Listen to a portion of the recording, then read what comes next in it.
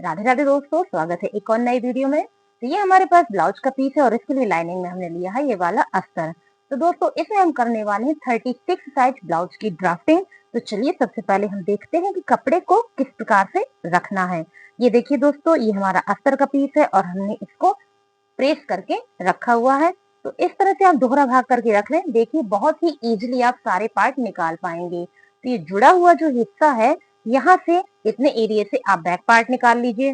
फिर इसी शोल्डर के बचे हुए कपड़े से यहाँ से आप फ्रंट पार्ट का शोल्डर और गला निकालें। तो यहाँ से आर्म होल निकलते हुए अच्छी लंबाई निकल आएगी और साथ ही यहाँ पे आपको बाजू के लिए पर्याप्त कपड़ा मिल जाएगा।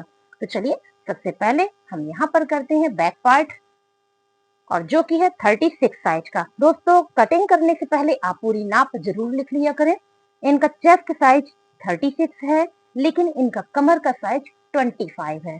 ठीक है, तो उसी के अकॉर्डिंग हमारी कटिंग होगी। चेस्ट का साइज 36 और कमर का साइज 25। तो चलिए इसी के नाप के हिसाब से हम पूरी ड्राफ्टिंग करते हैं। और ब्लाउज की जो लंबाई है वो है 13.5 इंच। और जब 13.5 इंच बन के तैयार होनी है तो हम कटिंग करेंगे बैक पार्ट की 14.5 इंच पे, यानी कि 1 इंच एक्स्ट्रा 14 इंच पे हमारी ये 14.5 पे लंबाई की कटिंग होगी। अब हम रखते हैं दोस्तों गले की चौड़ाई, जो कि पहनने वाले की डिमांड के ऊपर होता है। तो ये हम रखे दोस्तों 2.5 इंच। ठीक, आप कम ज्यादा भी कर सकते हैं। और शोल्डर रखा है हमने 3 इंच का। अगर हम 3 इंच का शोल्डर रखते हैं फिर पाइपिंग लगाते हैं तो हमारा 2.25 का शोल्डर बन के रेडी हो जाता है, क्योंकि पाइपिंग में भी कुछ कपड़ा हमको मिल जाता है। तो इस तरह से इतनी लाइन हमारी यहाँ पर बन चुकी है। अब हमको आधा इंच का शोल्डर डाउन करना है, सिर्फ आधा इंच का। तो इस तरह से जहां गले का मार्क है यहाँ तक हम तिरछी लाइन करके आधा इंच का शोल्डर डाउन कर देंगे। अब दोस्तों हम सीने का नाप रखेंगे। तो ये हमारा 36 का ब्लाउज है, तो 36 का चौथाई हिस्सा 9 इंच होता है। तो देखिए 9 इंच पे हमने यहाँ पे मार्क कर दिया। और ध्यान रखिए ये हमारा बैक पार्ट है, इसमें हमें लूजिंग नहीं देनी है। अब ये है 25 का कितना हुआ, 6.25 होता है। 25 का चौथाई हिस्सा 6.25 इंच। तो यहाँ पे 6 के बाद दो डंडियां हमने और ले ली हैं। ये हो गई हमारी प्रॉपर फिटिंग। लेकिन दोस्तों हमें पीछे टक्स लगानी यानी कि प्लेट लगानी पड़ती, उसके लिए भी हमें 1 इंच का कपड़ा देना होगा। तो ये हमने 1 इंच यहाँ पर ऐड कर दिया। अब यहाँ से यहाँ हम इस तरह से लाइन कर देंगे।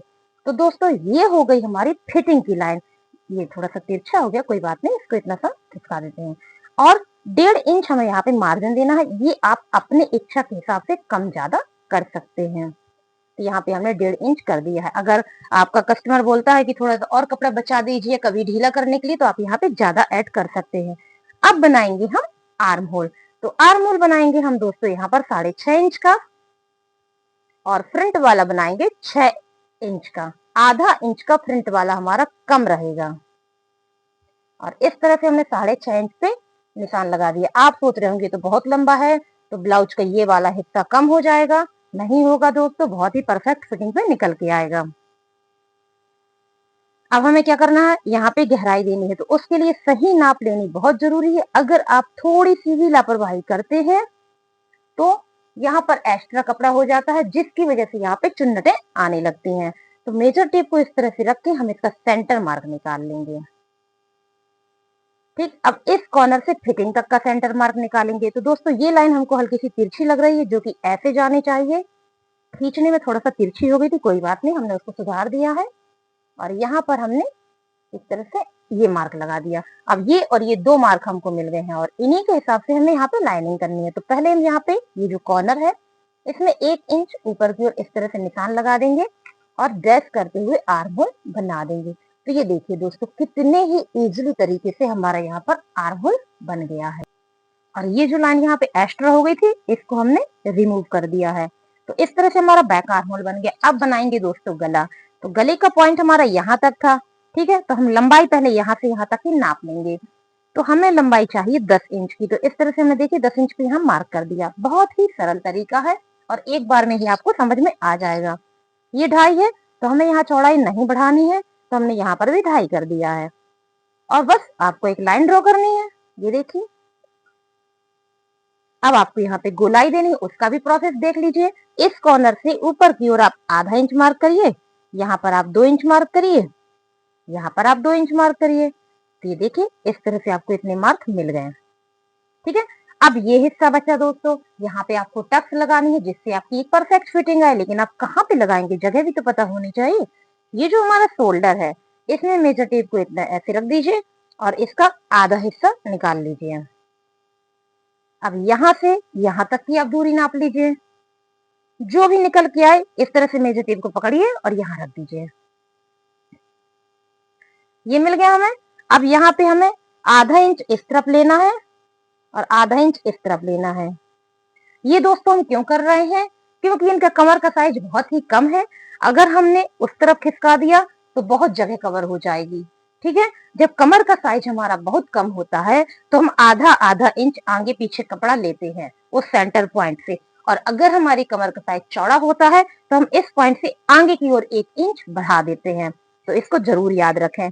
और यहाँ पर हमने 5.5 इंच की ऐसे एक सीधी लाइन खींची और जिसमें हमने 2 इंच ऐसे डॉट लगाया, क्योंकि 2 इंच पे हमको सीधी सिलाई करनी है और उसके बाद हमें तिरछी सिलाई करनी है। इस प्रोसेस से हमारा ब्लाउज जब हम हाथ ऊपर करेंगे तो ऊपर की ओर चढ़ेगा नहीं। तो ये दोस्तों बैक पार्ट तो हमारा 36 का हो गया है। अब आप देख सकते हैं कि हमारे पास यहाँ पर काफी कपड़ा है। यहाँ से हम फ्रंट पार्ट निकाल लेंगे और यहाँ जो हमारा बाजू के लिए कपड़ा बच जाएगा। तो सबसे पहले हम अपने कपड़े को इक्वल करते हैं। जो छोटा बड़ा होगा उसको एक साइड में करते हैं इस तरह से। और साथ ही साथ हम यहाँ पे आधा इंच का भी मार्क कर देते हैं। ये हमने आधा इंच का भी मार्क कर दिया। किस चीज के लिए दोस्तों, जैसा कि आप जानते हैं ये तो हमारा आई हुक का मार्जिन है। अब हमें क्या करना है, यहाँ पे गले की चौड़ाई 2.5 इंच और 3 इंच शोल्डर की मार्क कर देनी है। तो ये हमने इस तरह से मार्क कर दी। यहाँ तक हमारा पॉइंट आ गया और यहाँ पर हमने आधा इंच शोल्डर डाउन कर दिया इस प्रकार से। ठीक है, अब हम पहले फिटिंग देंगे फिर हम लंबाई देंगे। तो फिटिंग होगी 9.25। ध्यान दीजिएगा 9.25 क्यों होगी, क्योंकि ये हमारा फ्रंट पार्ट है, इसमें हमें लूजिंग देनी है। तो 9 के बाद 2 डंडी और मार्क कर दीजिएगा और इसी तरह आप यहाँ पर ही निशान लगा लीजिए। 9 के बाद 2 डंडी और ऐसे आप यहाँ पे लाइनिंग कर दें और इसके बाद आप 1.5 इंच का मार्जिन ऐड कर दें। ये हमने मार्जिन ऐड कर दिया। ठीक है, ये हमारा फिटिंग हो गया। अब हम यहाँ लंबाई भी देख लें दोस्तों। 13.5 इंच का है तो हम यहाँ पे कितना लेंगे, 15.5 इंच, क्योंकि हमारा फ्रंट पार्ट है। फ्रंट पार्ट में हमें 2 इंच एक्स्ट्रा लेना पड़ता है। ये हो गया हमारा 15.5 इंच और इस तरह से हमने कर दी यहाँ पर लाइन। तो आप देख रहे हैं यहाँ से हमें फ्रंट पार्ट मिल गया और देखिए बाजू के लिए कितना अच्छा कपड़ा निकल आया है। चलिए अब बनाते हैं आर्म होल।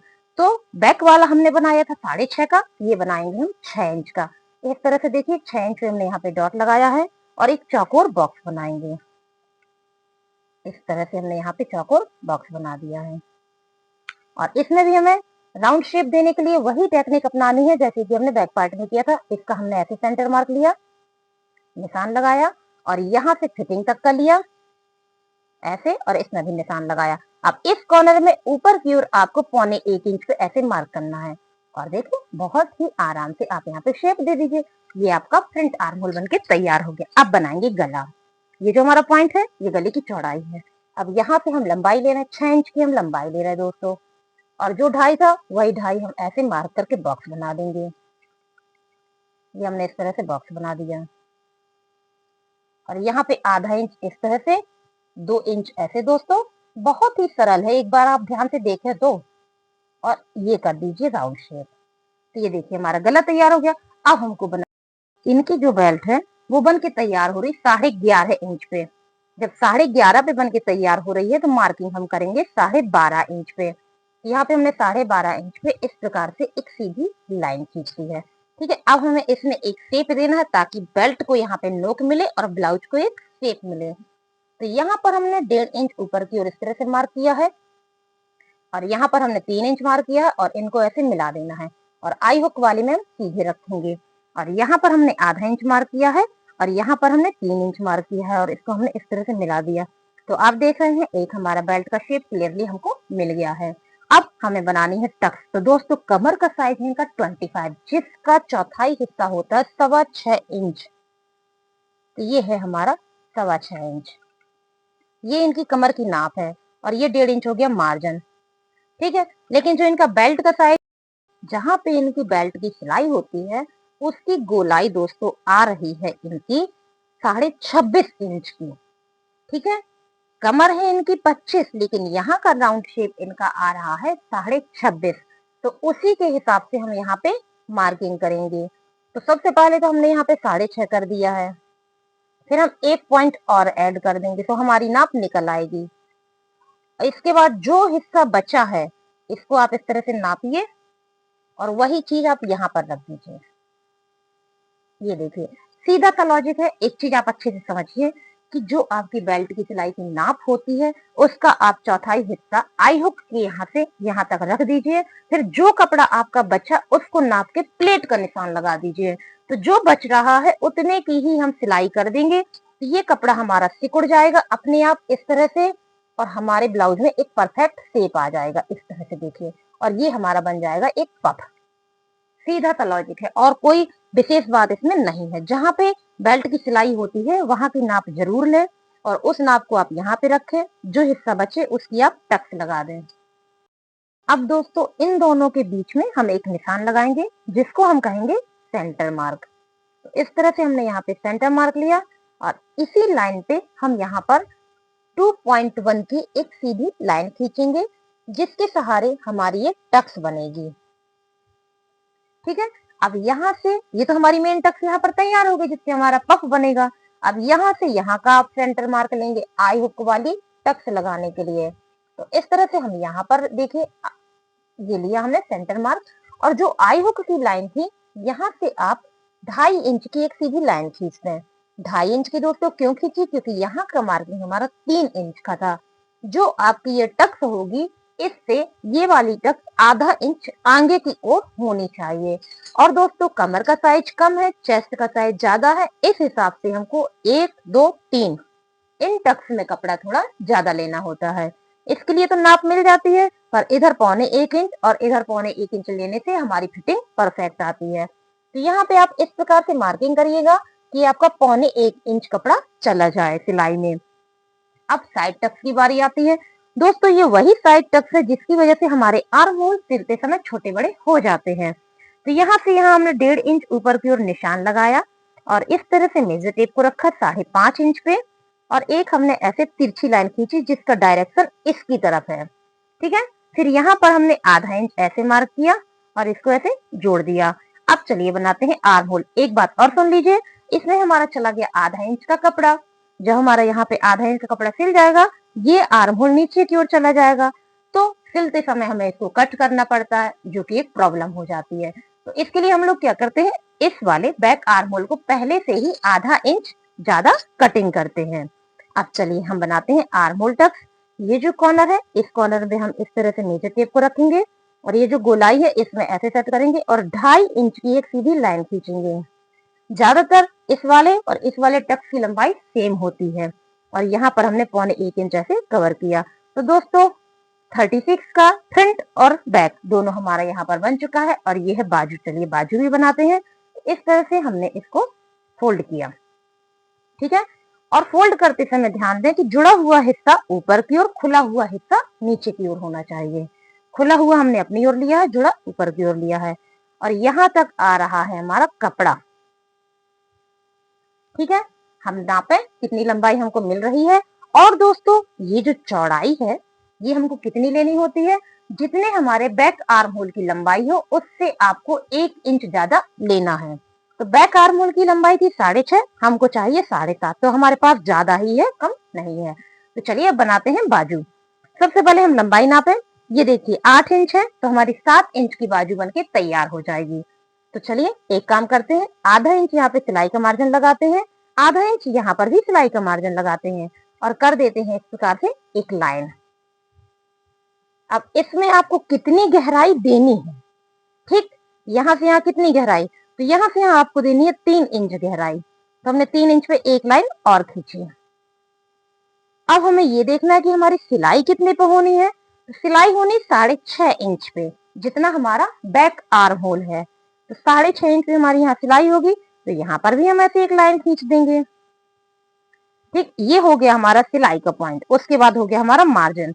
अब चलिए ओपनिंग का मार्क करते हैं। ओपनिंग है इनकी दोस्तों 4.25 इंच की और 4.25 पे हो गया मार्जिन। और ये जो सिलाई का पॉइंट है, यहाँ से हम गोलाई देते हुए इस प्रकार से ओपनिंग का निशान कर लेंगे। हल्की सी गोलाई देने से हमारे यहाँ पे पॉइंट नहीं बनता, यानी कि नोक नहीं बनती। फिर हमने ये मार्जिन को भी इस तरह से कर दिया। अब हमें यहाँ से यहाँ की गहराई ऐड करनी, कैसे करेंगे चलिए देखते। बहुत ही सरल है। सबसे पहले आप इस कॉर्नर को देखिए, इस कॉर्नर में ऊपर की ओर आप 1.5 इंच एक निशान लगा दें।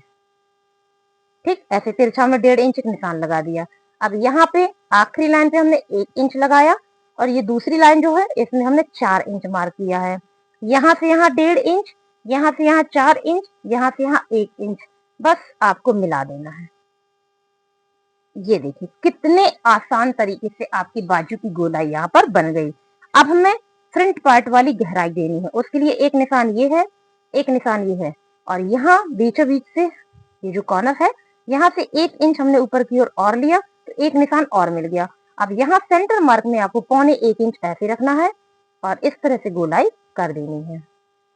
ये देखिए, तो ये हमारी यहाँ पर 7 इंच की 36 साइज के लिए बाजू भी बन चुकी है और आप देख सकते हैं कि पूरा ब्लाउज भी बन गया। तो दोस्तों पसंद आए तो प्लीज कमेंट करिएगा और सब्सक्राइब करना बिल्कुल नहीं भूलिएगा। Thank you for watching.